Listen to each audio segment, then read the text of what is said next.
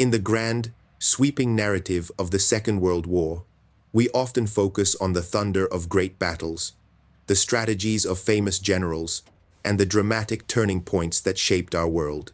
But sometimes, the most profound truths of a conflict are not found on the battlefield. They lie buried in the quiet archives, hidden within aging, sepia-toned documents stamped with words of chilling authority. Imagine for a moment a drab office in Bovington Camp, England. It's August 4th, 1943. The air is thick with the scent of damp wool, old paper, and the faint, metallic tang of machinery.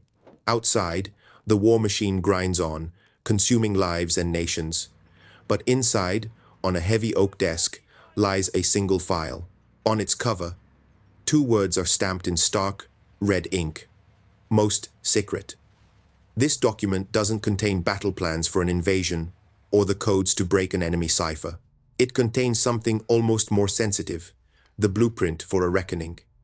It detailed a clandestine trial, an internal audit of war machines that was never meant for public eyes. The code name for this operation wasn't heroic or inspiring like Overlord or Market Garden. It was something far more ominous, a name that conjured images of darkness, of a hidden threat that drains the very lifeblood from its victims. Exercise Dracula. The mission of this exercise wasn't to defeat the Germans. It was, perhaps, to expose a devastating truth that could shatter the industrial pride of an entire empire. This was not a battle of men, but a duel of machines, a trial by ordeal over 2,000 grueling miles. And at the heart of this contest stood two mechanical gladiators, each a product of a vastly different philosophy, each representing the soul of the nation that built it. They were not introduced with fanfare, but their presence could be felt, and more importantly, heard, across the rain-swept testing grounds.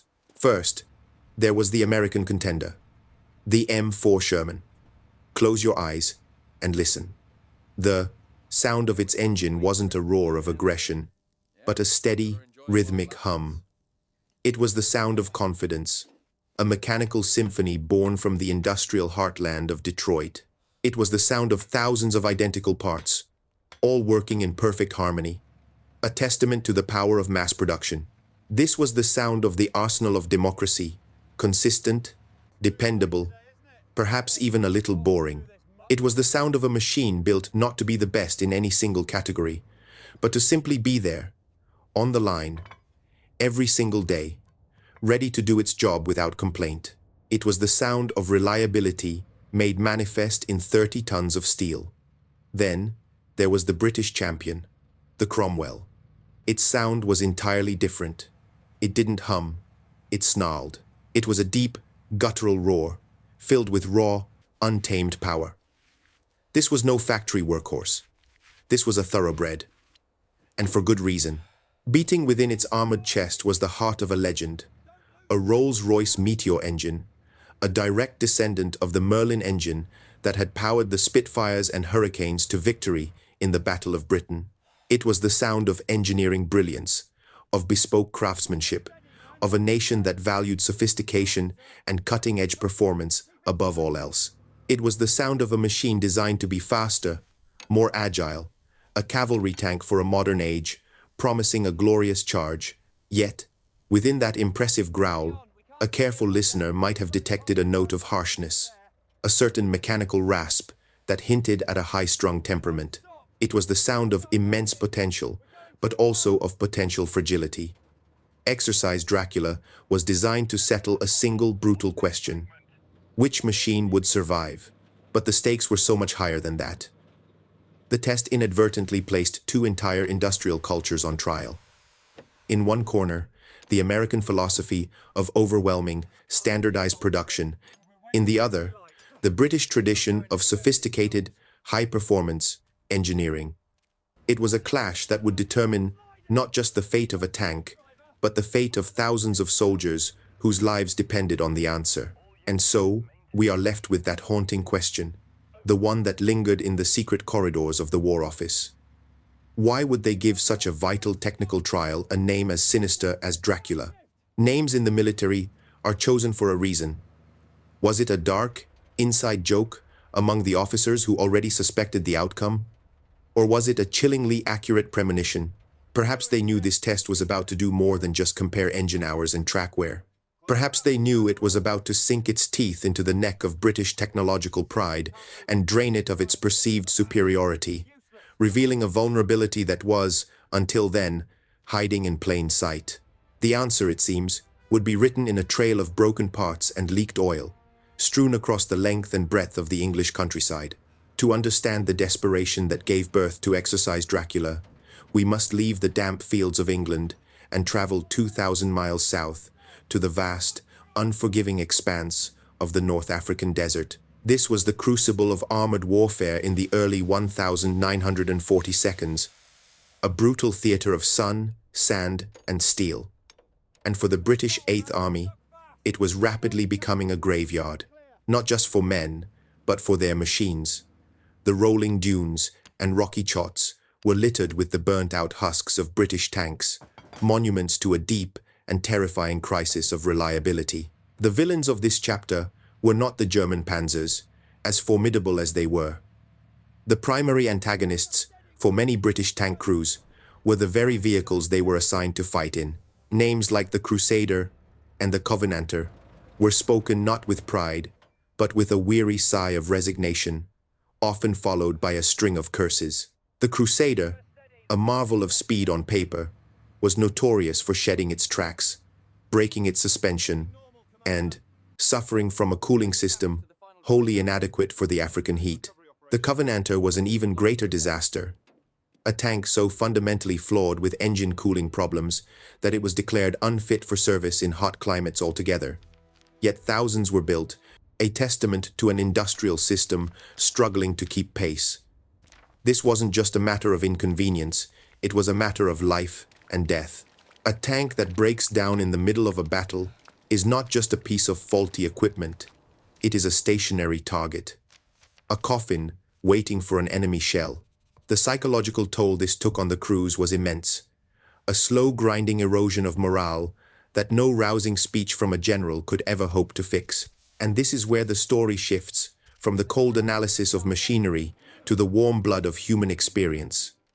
Deep within the same archives that held the Dracula report lie other, more personal accounts. Reports filed not by generals, but by observant junior officers who lived with the men. One such voice belongs to a Captain Priestley. His dispatches were not about grand strategy. They were about the human cost of mechanical failure.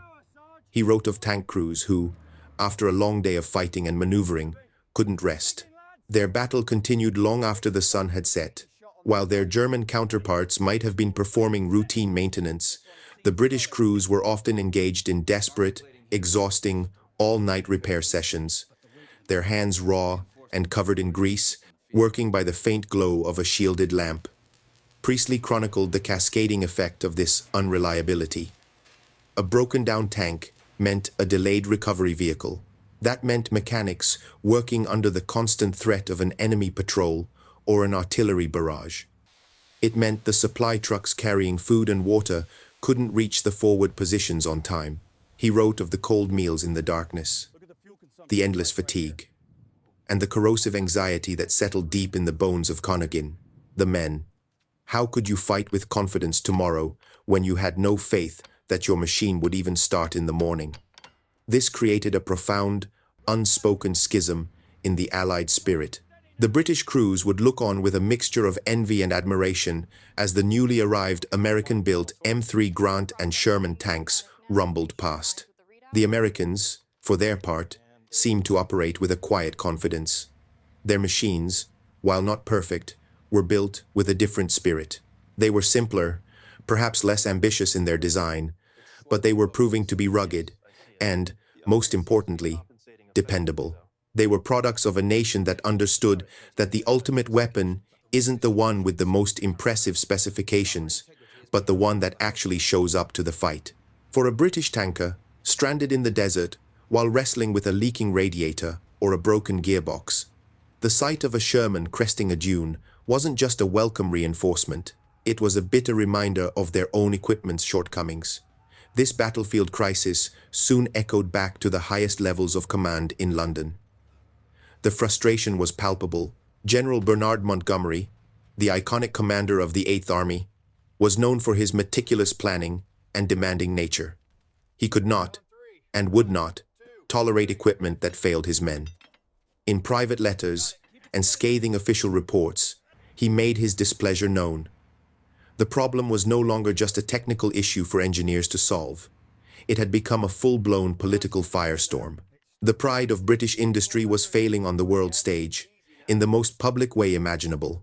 The nation that had invented the tank was now seemingly incapable of building one that could withstand the rigors of modern combat.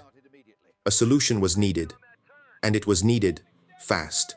Britain required a savior, a new champion that could not only match the Germans in speed and firepower, but could also restore the shaken faith of its own soldiers. The search for this solution led them to a bold, almost reckless idea. Engineers began to wonder, what if we could take the soul of our greatest aerial weapon, the very symbol of our defiance and technological prowess, and transplant it into the body of a tank? What if the engine that had saved Britain in the skies could now save its army on the ground? The Rolls-Royce Meteor engine, a terrestrial version of the mighty Merlin, promised staggering amounts of horsepower. It was a promise of overwhelming speed, of a cavalry tank that could outrun and outmaneuver anything the enemy could field. It was a daring, audacious gamble, born from a place of deep crisis. The decision was made.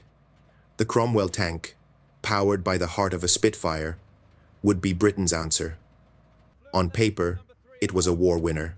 But as the engineers in their workshops and the tankers in the desert knew all too well, a war is never won on paper. The question that hung heavy in the air, unspoken but understood by all, was a troubling one. Could this legendary engine, designed for the cold, clean air of high altitude, truly be tamed and made to work in the cramped, dusty, and brutal confines of a tank hull?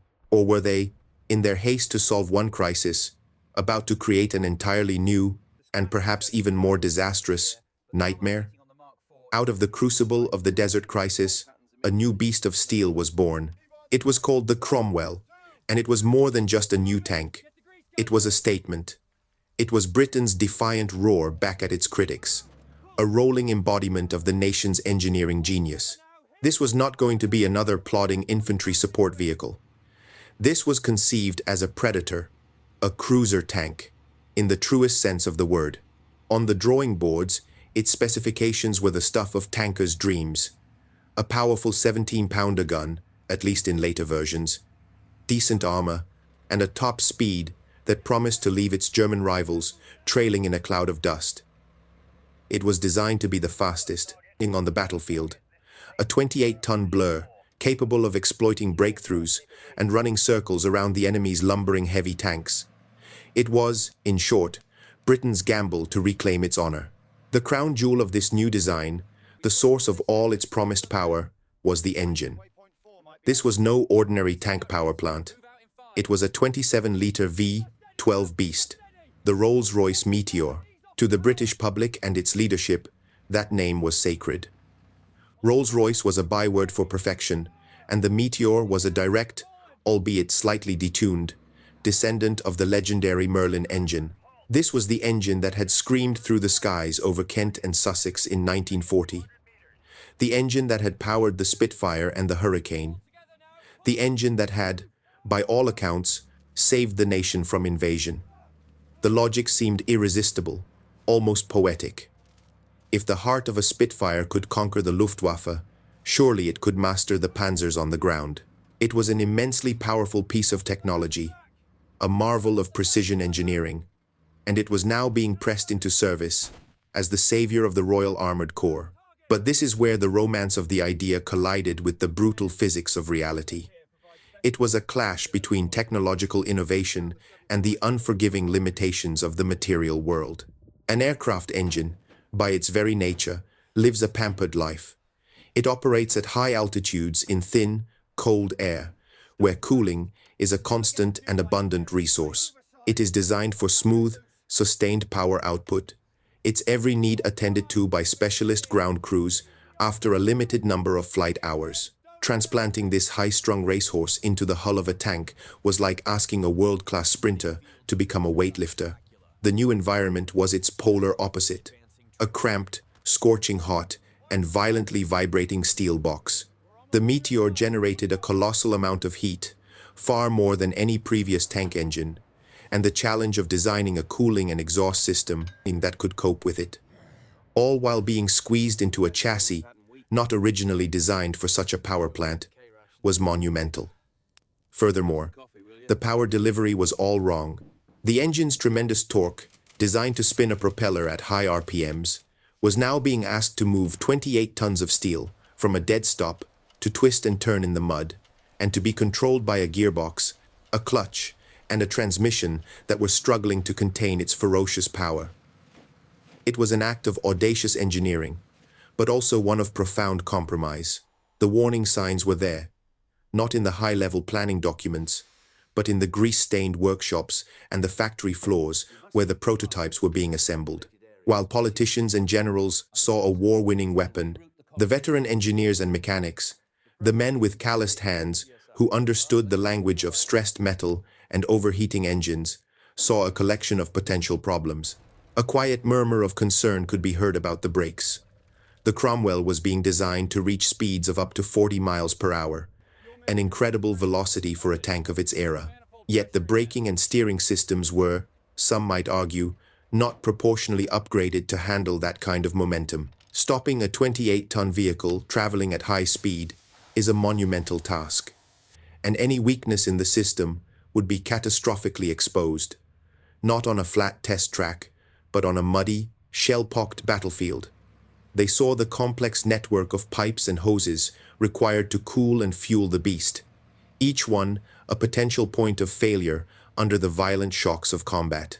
They understood that an engine this sophisticated would require a level of maintenance far beyond what could be reasonably expected from a conscripted crew working in the dark, under fire, with a basic set of tools. On paper, in the controlled environment of a design office, the Cromwell looked perfect. Its power-to-weight ratio was exceptional. Its speed was breathtaking. It was a masterpiece of theoretical performance. But war is not fought in theory. It is a messy, brutal, and pragmatic affair. The whispers on the factory floor suggested a dangerous gap was forming between the promise of the blueprints and the practicality of the final product. The men whose job it was to build and maintain this new hope could see the cracks beginning to form in its armor long before it ever fired a shot in anger. The question was, in the desperate rush for a champion, was anyone in charge willing to listen? While Britain's finest engineers were carefully coaxing the soul of a fighter plane into the chassis of a tank, a completely different kind of revolution was roaring to life across the Atlantic. This revolution wasn't happening in quiet, historic workshops or prestigious design offices. It was happening in the vast, deafening cathedrals of industry that stretched for miles across the American Midwest. In the sprawling factories of Detroit, Flint, and Toledo, a new philosophy of warfare was being forged in steel and fire, not by artisans, but by assembly line workers. It was a philosophy that would ultimately prove to be one of the most decisive weapons of the entire war. The American approach to building a tank was not born from a desire to create a single, technically superior dueling weapon. It was born from a much more pragmatic and brutal calculation. The leaders of what President Roosevelt called the arsenal of democracy understood a fundamental truth of modern industrial warfare. Quantity has a quality all its own. Their goal wasn't to build the perfect tank. It was to build 50,000 good enough tanks and to get them to the front lines faster than the enemy could destroy them. This wasn't just a manufacturing strategy.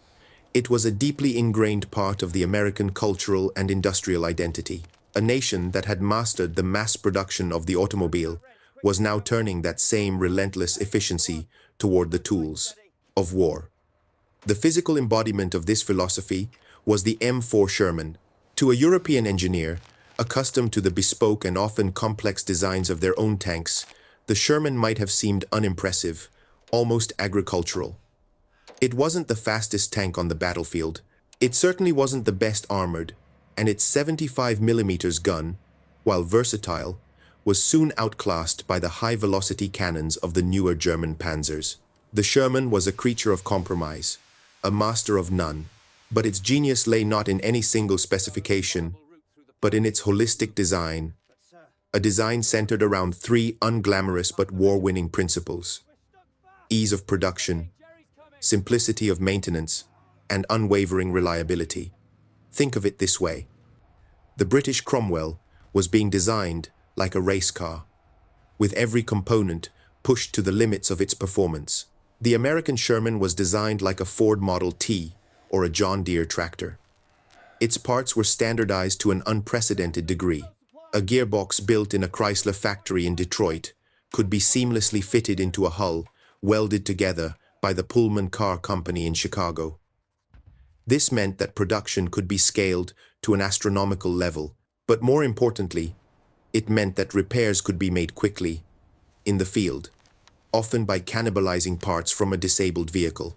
For a Sherman crew, a blown engine or a damaged transmission was a serious problem, but it wasn't a death sentence for the tank. It was a fixable issue. For many of their British counterparts, a similar failure often meant a long, ignominious trip back to a rear echelon workshop. Now, we must address the Sherman's notorious reputation, the grim nickname that has followed it through history, the Ronson, after the lighter's slogan, lights up the first time, every time. There is no denying the Sherman's vulnerability, especially in its earlier models. It had a tendency to catch fire when hit, a terrifying flaw that cost many lives. But to focus solely on this is to miss the larger, more crucial point. The American designers were aware of the risks, and later versions incorporated significant improvements like wet stowage for ammunition. However, even with this flaw, the tank's core virtue shone through so brightly that it engendered a fierce, if pragmatic, loyalty from its crews. That virtue was trust. A Sherman crew might have felt a knot of fear in their stomachs about what would happen if they took a direct hit from a German 88, but they harbored very little fear that their tank would simply fail them on the way to the battle. They had a fundamental, bone-deep confidence that when the command came to advance, their engine would start. They knew that as they crossed a muddy field, their tracks wouldn't suddenly fly off. They trusted that their machine, for all its faults, was on their side. This psychological security cannot be overstated. It freed the crew to focus their attention outward, on the enemy, rather than inward, on the constant, nagging anxiety that their own vehicle might betray them at any moment. The British were crafting a high-strung racehorse for the battlefield. The Americans had built a stubborn, dependable mule for the apocalypse. And in a war of attrition, it's often the mule, not the racehorse, that gets you to the finish line. One was built for a glorious high-speed sprint. The other was built for a grueling 2,000-mile marathon. Exercise Dracula would be that marathon, and the two philosophies were now on a collision course. And so, on a grey English morning, the strange procession began. Exercise Dracula was officially underway.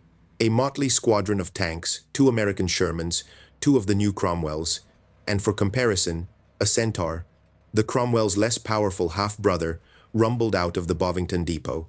Their orders were simple, yet brutal. Drive.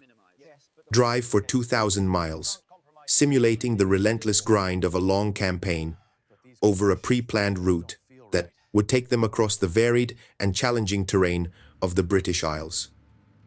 They would traverse paved roads, country lanes, muddy fields, and steep, winding hills.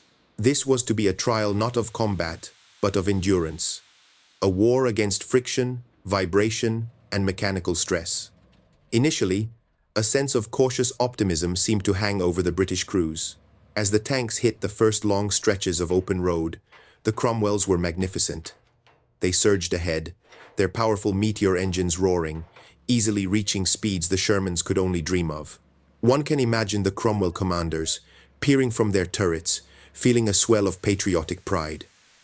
This was British engineering at its finest, sleek, fast, and powerful. They were likely leaving the American tanks in their dust, their crews perhaps sharing a knowing glance that said, "This is what a real tank looks like."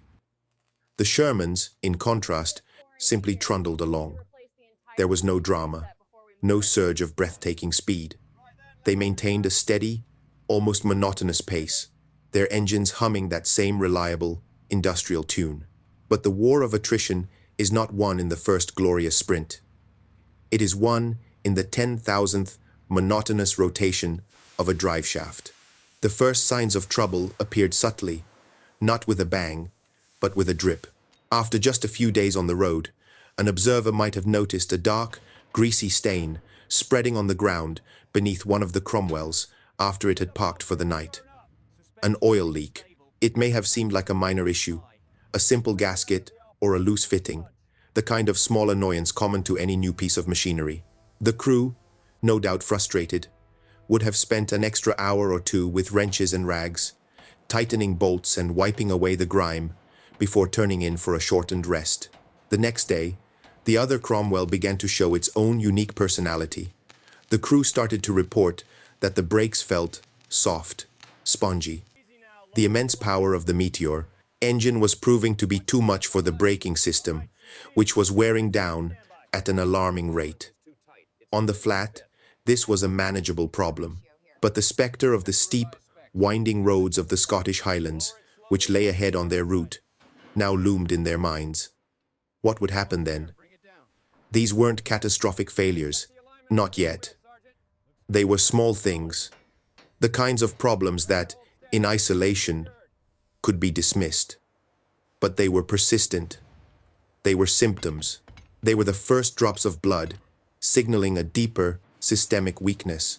And while the Cromwell crews were beginning their nightly ritual of troubleshooting and repair, a different scene was playing out in the Sherman camp.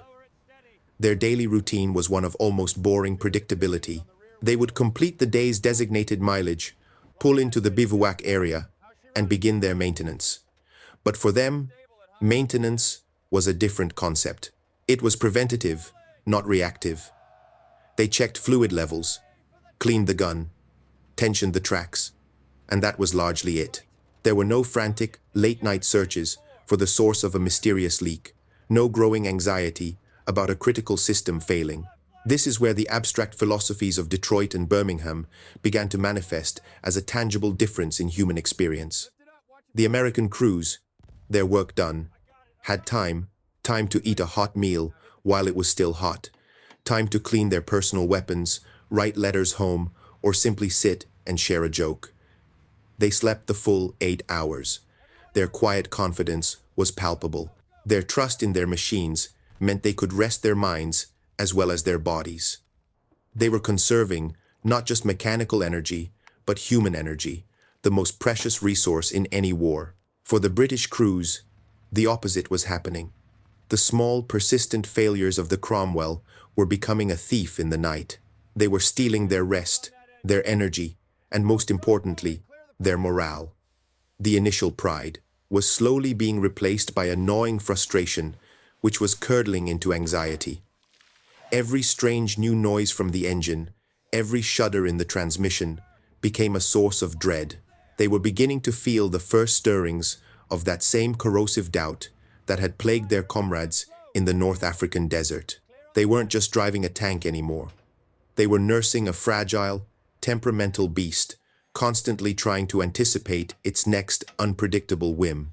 The race had only just begun, but one side was already starting to bleed. Each drop of oil that seeped from the Cromwell's engine was more than just a mechanical fluid. It was a visible manifestation of a flawed design philosophy. Each microscopic metal shaving being ground from the brake pads was a portent of the disaster that lay ahead.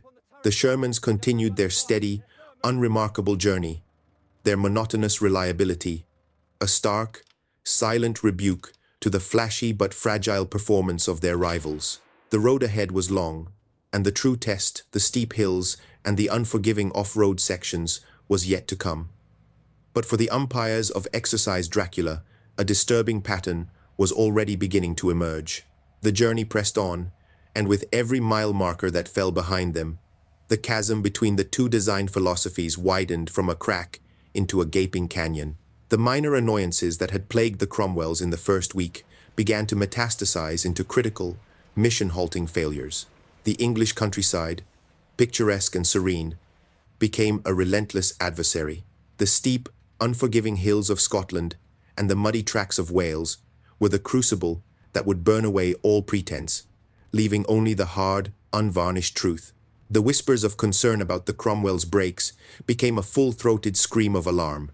On one particularly treacherous downhill descent, a Cromwell crew experienced the heart-stopping terror of brake fade. The system, overheated and worn beyond its limits, simply gave up. One can only imagine the frantic moments inside that steel box. The driver stomping on a pedal that offered no resistance, the commander shouting orders, the 28-ton vehicle careening down the slope, saved only by a desperate downshift and the driver's skill. The incident was a near disaster, a terrifying validation of the mechanic's earliest fears. The tank designed to be the fastest on the battlefield was now a liability on any ground that wasn't perfectly flat. Then came the engines. The magnificent Rolls-Royce Meteor, the heart of the beast, began to break under the strain. Accustomed to the clean, cold airflow of high altitude, it choked on the dust and struggled with the relentless heat buildup inside the cramped engine bay. Overheating became a chronic condition. Cromwells were frequently seen pulled over to the side of the road, hatches thrown open, steam and the smell of hot metal billowing out, their crews waiting for hours for the engine to cool down enough to be worked on. Clutches began to fail, unable to cope with the Meteor's brutal torque. Gearboxes ground to a halt. The Centaur, with its even older and less reliable Liberty engine, was in a state of near-constant breakdown, a sad testament to the legacy of problems the Cromwell was supposed to have solved. Meanwhile, the two Sherman tanks just kept going. Their journey was not marked by high drama or thrilling displays of speed. It was marked by a profound, almost unbelievable, lack of incident. Day after day, they started, they ran, they stopped. The crews performed their routine checks, topped up the fluids, and went to bed.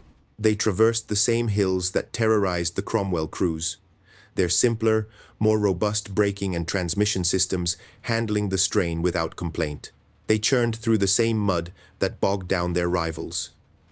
They were the tortoise in this race, and their slow, steady progress was becoming a crushing indictment of the hare. Confidence of the American crews solidified into a quiet, professional pride. The anxiety of the British crews deepened into a grim, weary resignation. At the end of the 2,000 miles, the tanks, battered and worn, finally rolled back into Bovington. The trial was over. Now came the reckoning. Major General A.C. Richardson, the man tasked with overseeing this secret exercise, began to compile the data. The final report he authored was not an emotional tirade. It was something far more damning. It was a cold, clinical, and utterly devastating execution by numbers. The final statistics laid the truth bare, stripped of all national pride or wishful thinking. The Sherman M4A2 required on average just 0.03 man-hours of mechanical maintenance for every mile it traveled. The Cromwell, Britain's great hope, required 0.07 man-hours per mile, more than double the workload. The Centaur was even worse. These weren't just abstract figures. They were a mathematical measurement of human exhaustion and lost time. They were the final verdict. General Richardson's summary was blunt and merciless. He wrote that the American tanks had operated with consistent reliability, while the British designs were inconsistent. The report concluded that the Cromwell, in its current state, was not a battle-worthy vehicle. It was a judgment delivered with the force of a battering ram, shattering the hopes that had been pinned on the design. The numbers didn't lie. They didn't have a political agenda or a national bias. They simply told the story of what had happened, mile after grueling mile. And in doing so, they brought two of our core value layers crashing together. The human cost, the sleepless nights, the battlefield anxiety, the sheer exhaustion of the crews was now proven to be the direct, measurable result of a flawed industrial philosophy that had prioritized theoretical performance over the mundane, unglamorous, but ultimately essential quality of reliability. The verdict from Exercise Dracula was in. It wasn't just a technical report anymore. It was the autopsy of a failed idea. When Major General Richardson's report landed on the desks of the War Office in London, it did not arrive with a whisper. It struck with the force of a high-explosive shell. The conclusions were stark, the numbers were irrefutable, and the implications were horrifying. The tank that was supposed to be the pride of the Royal Armoured Corps, the great hope that was meant to reclaim Britain's engineering honour, was officially declared unfit for battle. Imagine the shock, the denial, the anger that must have rippled through the halls of power. Years of development, millions of pounds sterling, and the nation's industrial prestige had been poured into the Cromwell project. And now, this secret report, this damning ledger from Exercise Dracula, was declaring it a failure. For the men at the top, this was more than just a technical setback. It was a profound institutional humiliation.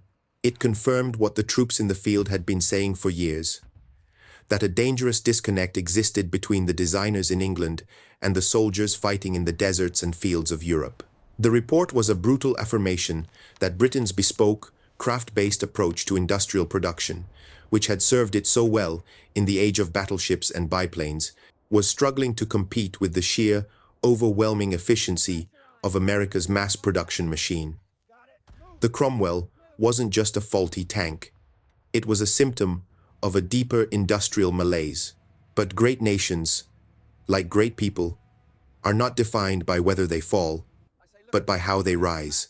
And it is in the aftermath of this crushing verdict that the true, lasting legacy of the Cromwell story begins. The failure could have been buried, the report classified and forgotten, a national embarrassment swept under the rug. But it wasn't. The lessons of Exercise Dracula, though paid for in wasted resources and bruised pride, were taken to heart.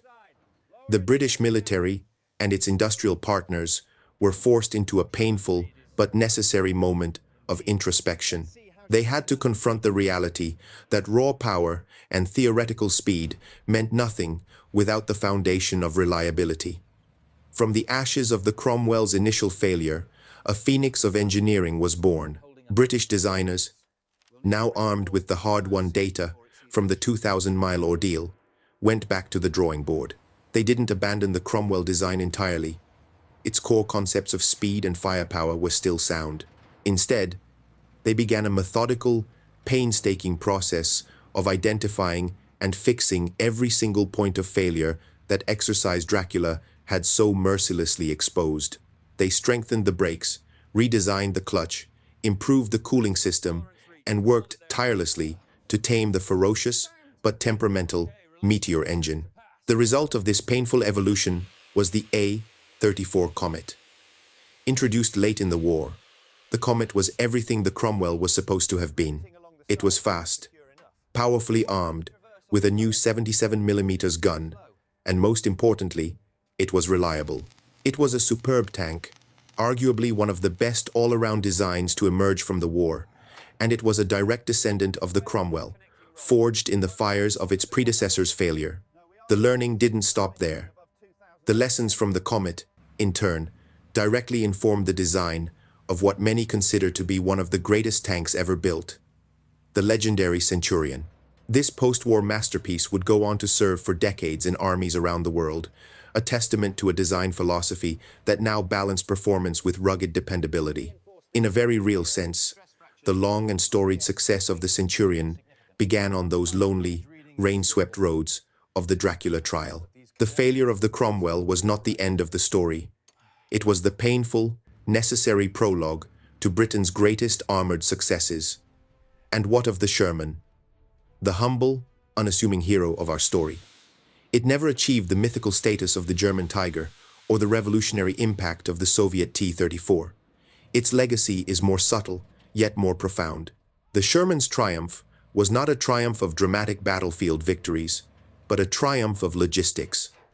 Its greatness is measured not in the thickness of its armor, but in its sheer, ubiquitous presence. It was the tank that was there. It was on the beaches of Normandy, in the hedgerows of France, at the Battle of the Bulge, and on the plains of Germany. It was the machine that allowed the Allies to sustain their momentum, to keep pressing forward, to overwhelm the enemy through relentless, grinding pressure. Its ultimate legacy is not that it was invincible, but that it was dependable. It was the simple, sturdy tool that, in the hands of millions of Allied soldiers, helped to dismantle an empire of tyranny, one reliable mile at a time. The Dracula trial had proven a universal truth. In the long, brutal marathon of war, the flashy sprinter may win the early headlines, but it's the steady, resilient marathon runner who ultimately crosses the finish line. The story of Exercise Dracula, of the Cromwell and the Sherman, is more than just a fascinating footnote in the history of armored warfare. It's a parable. It's a timeless lesson written in steel, oil, and human sweat. A lesson that echoes down through the decades and speaks with startling clarity to our own technologically saturated age. The fundamental conflict tested on those English roads in 1943, the seductive allure of cutting-edge sophistication versus the unglamorous virtue of dogged reliability, is a battle that is still being fought today. It's fought in the procurement offices of the Pentagon, in the boardrooms of defense contractors, and on the digital battlefields of the 21st century. The ultimate moral of this story is a simple but profound one. In any endeavor where the stakes are life and death, complexity is a fashion. Liability and reliability is a superpower. The Cromwell, with its thoroughbred engine and impressive top speed, was a marvel of theoretical performance. It was the tank that looked best on a specification sheet. The Sherman, with its simple tractor engine and mundane design, was a testament to practical application. It was the tank that performed best on a muddy Tuesday when everything was going wrong. One was designed to impress engineers. The other was designed to empower soldiers. And Exercise Dracula proved, beyond any shadow of a doubt, which philosophy ultimately saves lives and wins wars. This story serves as a powerful, cautionary tale. As we look at the landscape of modern military technology, we are surrounded by immense complexity. We have fifth-generation fighter jets, with software so intricate that they require constant updates, naval vessels that are more like floating data centers, and networked systems of such sophistication that a single point of failure can have cascading consequences. We are, in many ways, more technologically advanced than the engineers of the 1940 seconds could have ever dreamed. But have we become so mesmerized by the promise of what our technology could do that we've forgotten to ask the most basic question? Will it work when we need it most? The temptation is always there to chase the next great leap, to add one more feature, one more sensor, one more layer of software, believing that technological superiority is the ultimate trump card. But every layer of complexity adds a new potential point of failure. Every cutting-edge system risks becoming a bleeding-edge liability in the heat of conflict. The ghost of the Cromwell lingers as a stark reminder that the most advanced weapon in the world is utterly useless if it's sitting in a workshop, waiting for a specialist to fix it. The spirit of the Sherman, meanwhile, reminds us that sometimes good enough is not only good enough, it's superior. A weapon that is 80% effective, but is available 100% of the time, will almost always defeat a weapon that is 100% effective, but is only available 80% of the time. This is the brutal, unforgiving calculus of war. And so, the legacy of Exercise Dracula is not found in a museum, encased behind glass. It is a living question that we must continually ask ourselves. It is a challenge to our assumptions and a check on our ambitions. The story is finished, but the debate is not. And that is where you come in. Exercise.